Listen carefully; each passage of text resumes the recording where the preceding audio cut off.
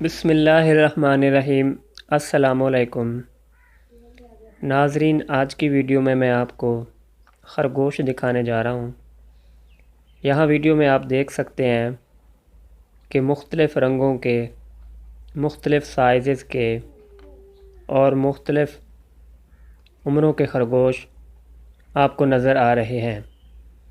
तो ये जो ख़रगोश हैं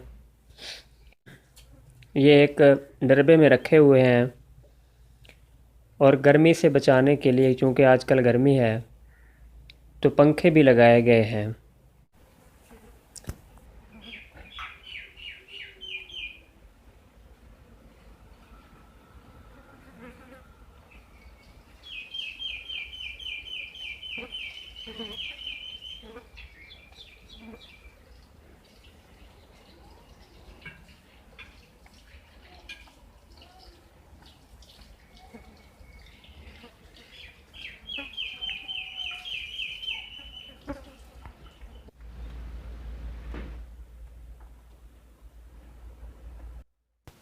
नाज़रीन, ये थी आज की छोटी सी वीडियो। मज़ीद वीडियोस देखने के लिए हमारे चैनल के साथ जुड़े रहिए। वीडियो को देखने का बहुत बहुत शुक्रिया।